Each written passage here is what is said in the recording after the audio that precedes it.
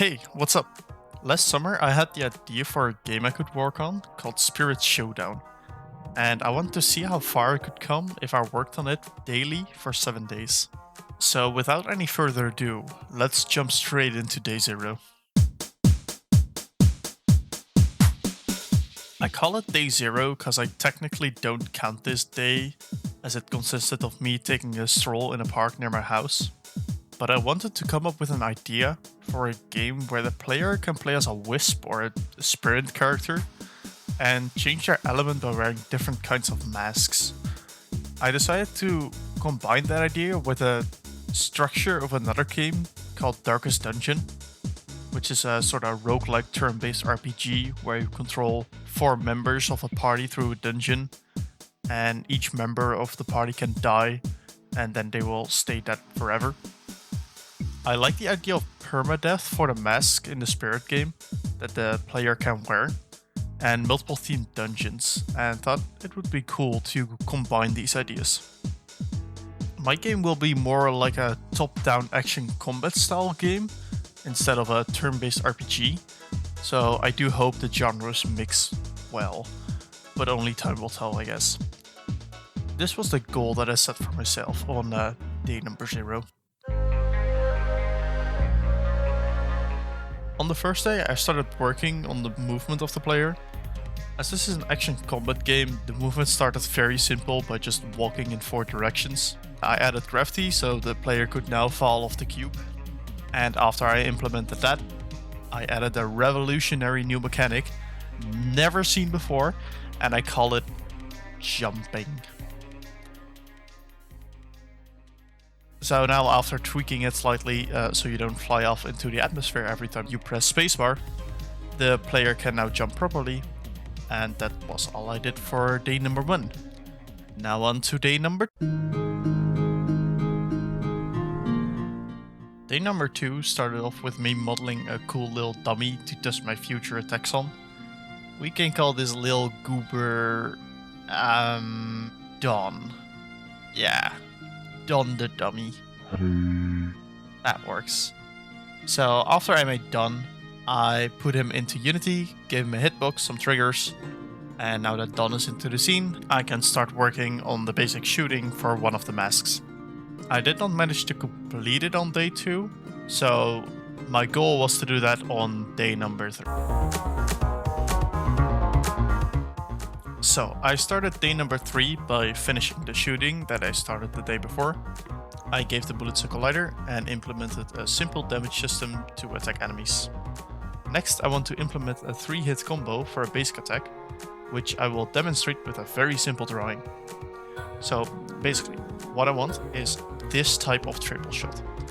But after trying to make it, I couldn't find a solution to get the angle right, so I changed it into this type. Which is sad, because this type would have been way cooler than this. But I couldn't get the angle to work, so it stayed like this. Moving on, at the end of the day, I made a simple spirit mask for the fire mask for my preparation for day number 4. If I had to give the 4th day a theme, it would be aesthetic development. I gave almost everything on screen like a big glow up, but let's start at the beginning. I implemented the player mask, added the fire spirit behind the mask, and started working on making the shooting more satisfying. So I added particles when the bullets were fired, flying through the air, and when they hit something. And overall, the changes to the fireballs made the game a whole lot more juicy. Now let's talk about the environment. It will change more over time, but for now, I started by adding a cool looking skybox and adding a simple floating island that I used in a previous game. Now this is a nice sight to behold. Don't you think, Don?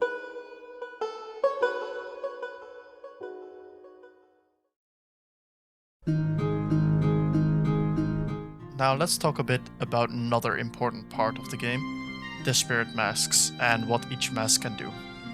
I want each mask to have a basic attack combo. Next to this, each mask will have 2 abilities with cooldowns, and each element will have a gimmick that will be consistent across the different masks.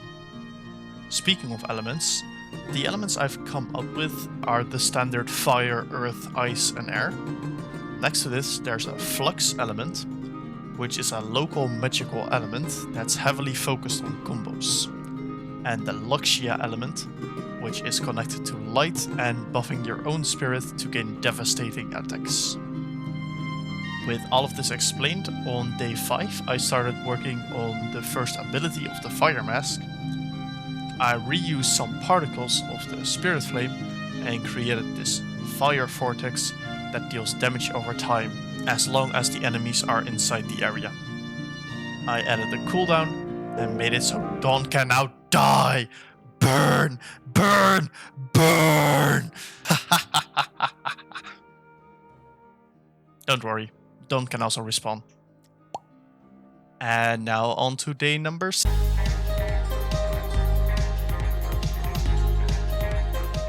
Day number 6 was boring.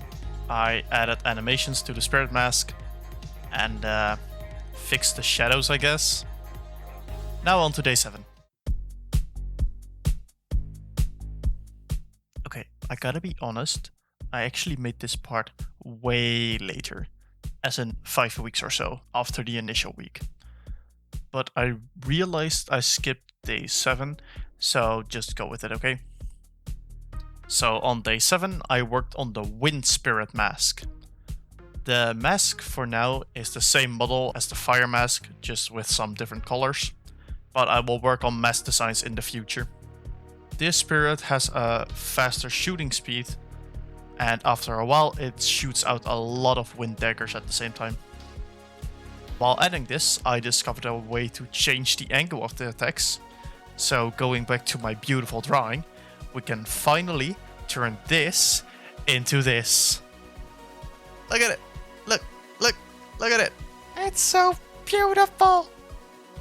I added a dash as the first ability for the Wind Mask, which is simple, but it adds a lot to the faster playstyle of the Wind Spirit.